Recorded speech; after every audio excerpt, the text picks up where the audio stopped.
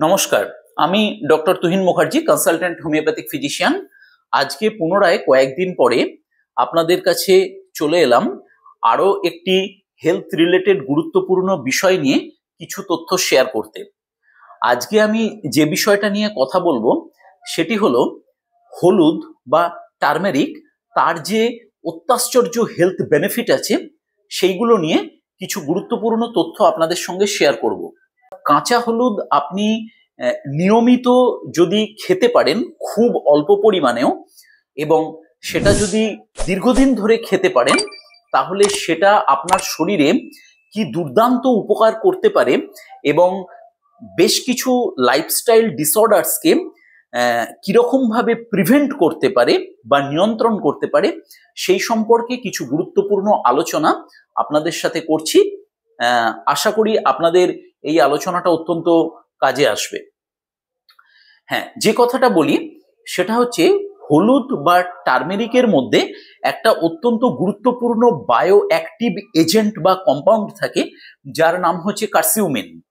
এই কার্সিউমিন হচ্ছে একটা ফ্যাট সলেবল কম্পাউন্ড, অর্থাৎ আপনি যদি কাঁচা হলুদ খাওয়ার সময় সেটা কোনো ফ্যাট জাতীয় ফুড পার্টিকেলসের পরে খান অথবা কোনো ফ্যাট জাতীয় খাবারের সাথে খান, তাহলে এই যে কার্সিউমিন কম্পাউন্ডটা সেটা আপনার রক্তের মধ্যে খুব দ্রুত এবং অত্যন্ত ভালোভাবে অ্যাবজর্ব হতে পারে। হলুদের মধ্যে থাকা এই যে কার্সিউমিন কম্পাউন্ড, এটাই কিন্তু আমাদের শরীরে বিভিন্ন রকমের রোগ প্রতিরোধ এবং নিয়ন্ত্রণে সাহায্য করে। কিরকম সেটা আমি পরপর আপনাদেরকে জানাচ্ছি। প্রথম হচ্ছে, এই কার্সিউমিন হচ্ছে একটা ভীষণ strong natural anti inflammatory compound. আমাদের শরীরে প্রত্যেকটা সিস্টেমে যে কোনো ধরনের ইনফেকশন বা ইনফ্লামেশনকে প্রতিরোধ বা নিয়ন্ত্রণ করার ক্ষমতা আছে এই কার্সিউমিনের। সুতরাং হলুদ যদি আপনি খুব কম পরিমাণে কিন্তু নিয়মিতভাবে প্রত্যেক দিন খেতে পারেন, তাহলে সেটা কিন্তু আপনার শরীরে ইনফেকশনকে খুব ভালোভাবে কন্ট্রোল করতে পারে, ইনক্লুডিং আর্থারাইটিস বা এই ধরনের যে কোনো ধরনের ইনফেকশন।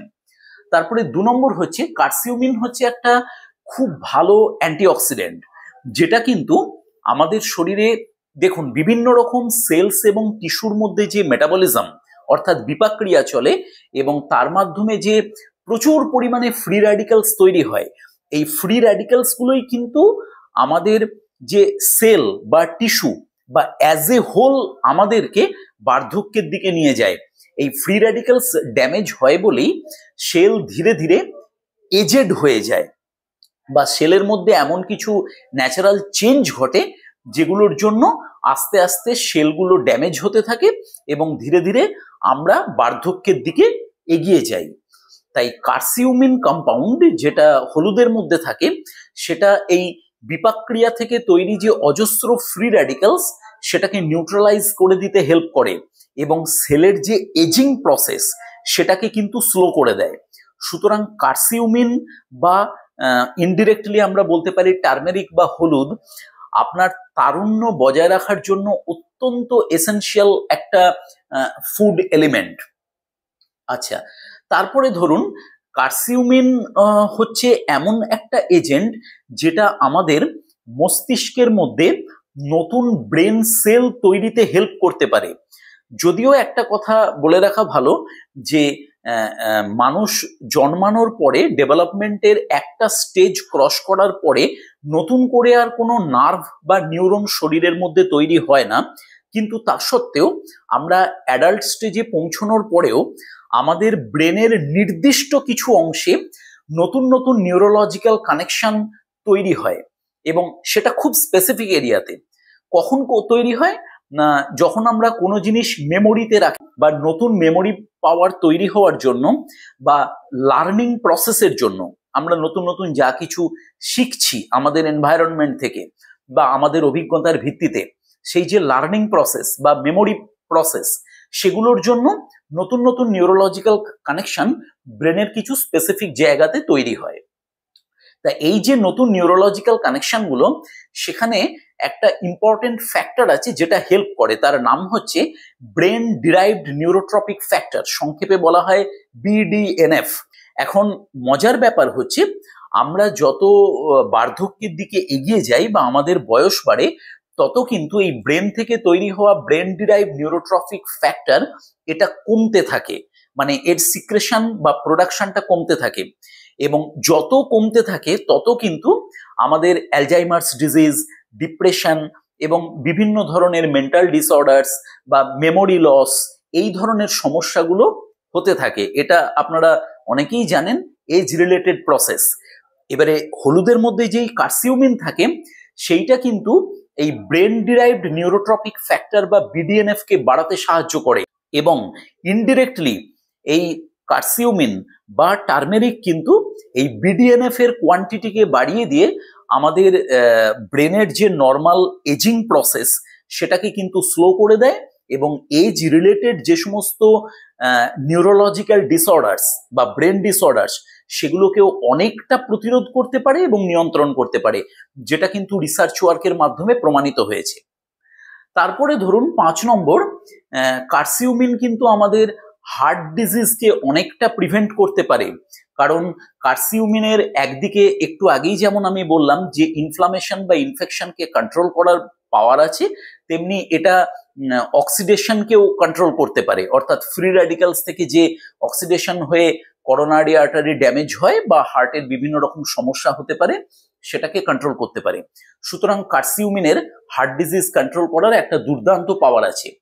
শুধু তাই নয়, টার্মেরিক কিন্তু ক্যান্সার প্রিভেনশনেও যথেষ্ট সাহায্য করে, এবং এটা বর্তমান দিনে কিন্তু পৃথিবীর বিভিন্ন দেশে অ্যাডভান্সড রিসার্চ ওয়ার্কের মাধ্যমে প্রমাণিত হয়েছে।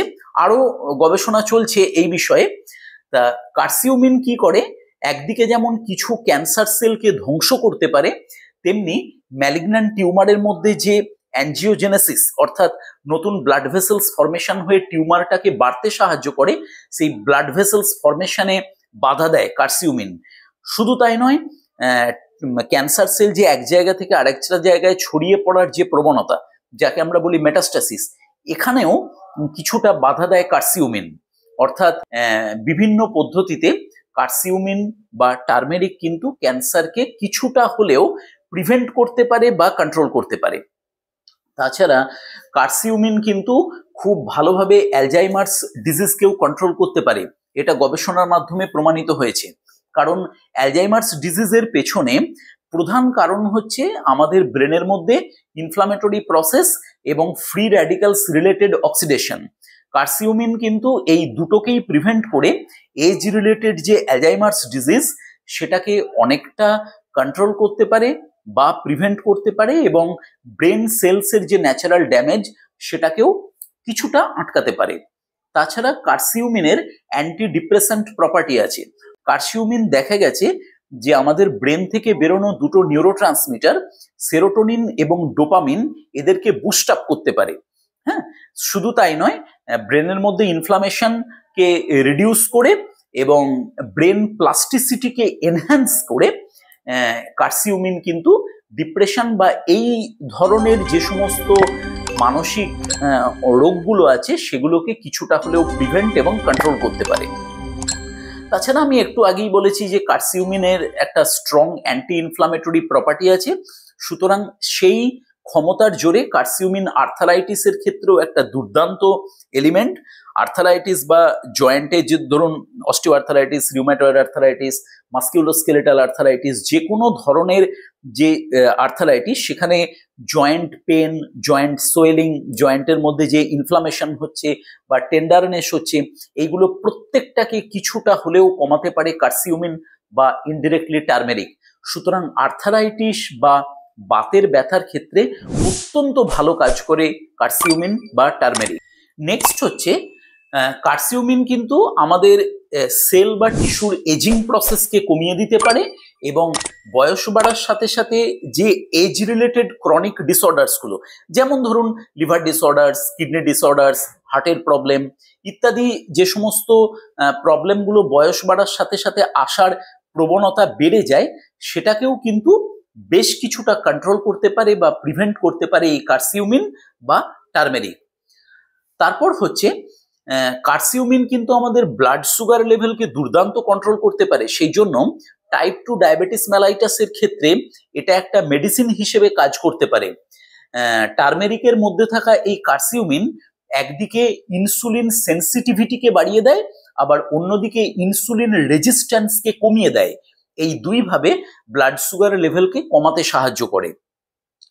আর সব শেষ হচ্ছে, আমাদের রক্তের মধ্যে যে বিভিন্ন ধরনের কোলেস্টেরল আছে তার মধ্যে ব্যাড কোলেস্টেরল হিসেবে আমরা যেটাকে কনসিডার করি অর্থাৎ এলডিএল এবং ট্রাইগ্লিসারাইড, এটাকে কমাতে সাহায্য করে কার্সিউমিন, এবং এলডিএল এর অক্সিডেশনকেও অনেকটা রিডিউস করতে বা কন্ট্রোল করতে হেল্প করে কার্সিউমিন, এবং এলডিএল অক্সিডেশনকে রিডিউস করে করোনারি আর্টারির মধ্যে যে প্লাক ফরমেশন বা যেটা আমরা বলি করোনারি অ্যাথেরোস্ক্লেরোসিস, সেটাকে কিন্তু কিছুটা হলেও প্রিভেন্ট বা কন্ট্রোল করতে পারে টার্মেরিকের মধ্যে থাকা কার্সিউমিন।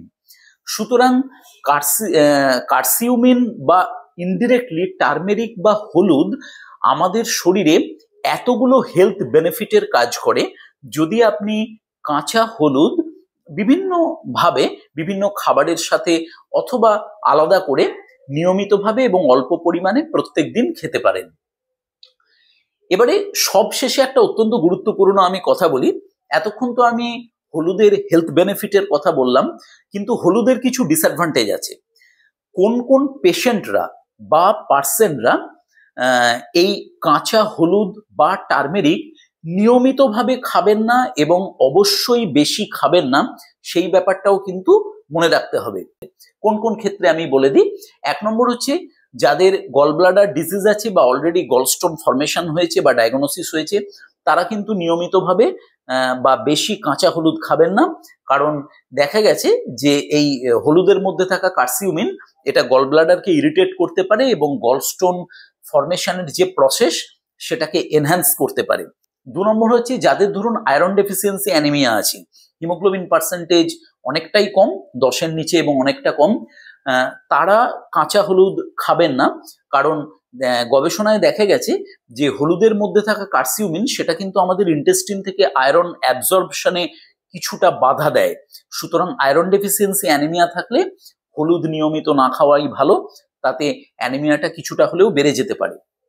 3 নম্বর হচ্ছে যাদের ধরুন বিভিন্ন রকমের ব্লিডিং ডিসঅর্ডার্স আছে বা যে সমস্ত পেশেন্টরা অলরেডি ব্লাড থিনার মেডিসিন খাচ্ছেন অনেক দিন ধরে, তারা কিন্তু কাঁচা হলুদ খাবেন না। কারণ হলুদের মধ্যে থাকা কার্সিউমিনের একটা ন্যাচারাল ব্লাড থিনিং প্রপার্টি আছে। সুতরাং যে সমস্ত পেশেন্টদের ব্লিডিং ডিসঅর্ডার্স আছে বা ব্লাড থিনার মেডিসিন খাচ্ছেন, তারা যদি নিয়মিতভাবে হলুদ খেতে থাকেন তাহলে তাদের ব্লিডিং টেন্ডেন্সি বেড়ে যেতে পারে। সুতরাং সেই রিস্ক যাতে না আসে সেই জন্য ব্লাড থিনার যে সমস্ত পেশেন্টরা খাচ্ছেন অনেক দিন ধরে, তারা এটাকে অ্যাভয়েড করবেন। আর 4 নম্বর হচ্ছে যে সমস্ত পেশেন্টদের কিডনি স্টোন হওয়ার প্রবণতা আছে, দেখা গেছে যে একাধিকবার হয়েছে বা ফ্যামিলি হিস্ট্রি খুব স্ট্রং কিডনি স্টোনের, তারা কাঁচা হলুদটা না খাওয়াই ভালো। কারণ হলুদের মধ্যে থাকে অক্সালেট। এই অক্সালেট কিন্তু ক্যালসিয়ামের সাথে বাইন্ড করে কিডনির মধ্যে অক্সালেট স্টোন তৈরি করতে পারে। আর 5 নম্বর এবং সব শেষ হচ্ছে যাদের ক্রনিক লিভার ডিসঅর্ডার্স আছে, দীর্ঘদিন ধরে যারা ভুগছেন লিভার ডিসঅর্ডার্সে, তারা অল্প একটু আধটু হলুদ নিশ্চিতভাবে খেতে পারেন, কোনো সমস্যা নেই, কিন্তু বেশি পরিমাণে খাবেন না। কারণ কাঁচা হলুদ বা টার্মেরিক কিন্তু লিভারের ওপরে অনেক বেশি মেটাবলিক বার্ডেন চাপিয়ে দেয় এবং সেইভাবে কিন্তু ক্রনিক লিভার ডিসঅর্ডারসে কিছুটা নেগেটিভ এফেক্ট ফেলতে পারে। সুতরাং এই যে কন্ডিশনগুলো বললাম, এই সমস্ত কন্ডিশন যদি আপনার থাকে তাহলে অবশ্যই নিয়মিত কাঁচা হলুদ খাবেন না বা বেশি পরিমাণে কখনোই খাবেন না। তা হলুদ বা টার্মেরিকের এই যে হেলথ বেনিফিট, এটাকে সঠিকভাবে কাজে লাগিয়ে আপনারা প্রত্যেকে সুস্থ থাকুন, ভালো থাকুন। নমস্কার।